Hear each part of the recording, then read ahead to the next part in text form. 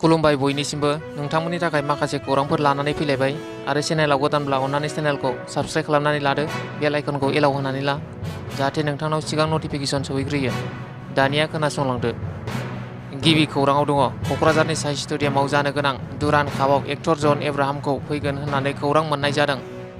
नैथि खौराङाव दङ बड'लेण्ड जार्नालिस्ट एस'सिएशननि बोसोनगिरि एबा क'क्राझारनि निउज लाइभनि गागि खौरांगिरि जायख्लं ब्रह्मनि अनसुलि बिसि चित्रा ब्रह्मआ मैया 24 जुलाइ 2024 इं खालार खालि फाहामथाय लाबाय थानाय समावनो Guwahati medical college and hospital GMCHआव रुंसारि जायो। रुंसारि जानाय समाव चित्रा ब्रह्मआ गावनि आंगोनि फिसाय जायख्लं ब्रह्मजों लोगोसे सासे फिसाजो आरो सासे फिसाज्लाखौ अरायनि थाखाय नागारलांबाय। क'क्राझारनि निउज लाइभनि गागि खौरांगिरि जायख्लं ब्रह्मनि अनसुलि बिसि चित्रा ब्रह्मखौ मैया क'क्राझार सहरनि साखाथि थुलुंगाफुरियाव थानाय गावनि आंगो देरायाव समाजनि नेमखान्थि बायदियै जोबथा बिदाय होबाय। थामथि खौराङाव दङ ड्राग्सजों लोगोसे सानै सुबुंखौ पुलिसआ हमदों। मरिगाव पुलिस सामलायगिरिनि बिथोनाव मरिगाव पुलिस थानानि सिग्रोमनायाव बरसला पुलिस थानानि सिङाव थानाय लाहुरि फार्मनिफ्राय गोबां बिबांनि ड्राग्सजों लोगोसे सानै सुबुंखौ पुलिसआ हमो। हमजानाय दायनिगिरिफोरनि मुंखौ आजमत आली आरो आब्दुल हुसेन होनना मिथिनो मोन्दों। मिथिनो मोननाय बादिब्ला आजमत आली मुंनि सुबुङा लाहुरि फार्मनि आब्दुल हुसेननि न'आव थाखोमानानै दंमोन।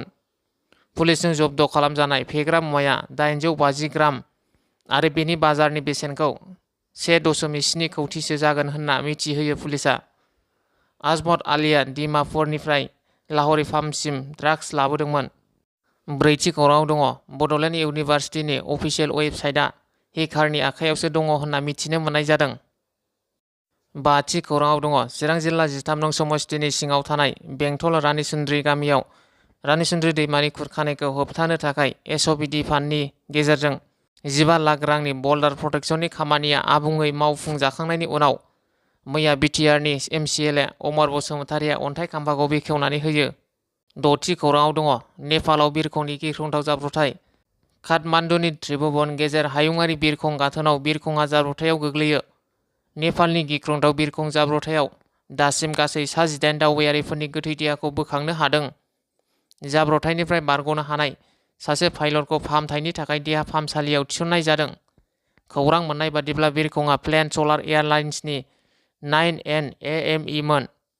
जाब्रबथायनि उनाव बिरखंनि अरखौ खोमोरनायजों लोगोसेनो 18 गोथै सहफोरखौ बोखांनायनि उनाव आद्रा थानाय दावबायारिफोरखौ नागिरनाया दा सोलिगासिनो दङ होननानै सुलुङा मिथिहोबावदों।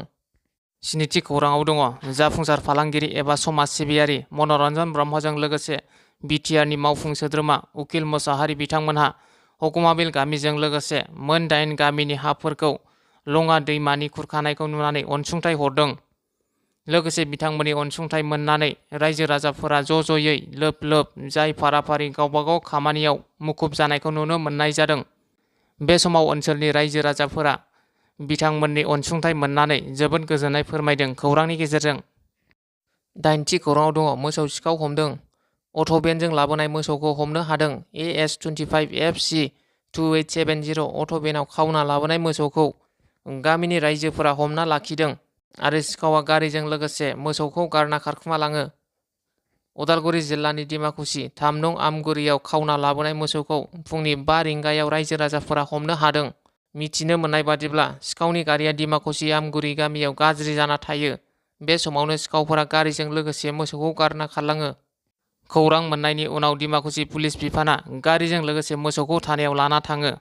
सिखावनि मोसौ खावनायाव बाहायनाय AS25FC 2870 अट'भेनखौ बिश्वनाथ मण्डलनि होनना मिथिनाय जादों।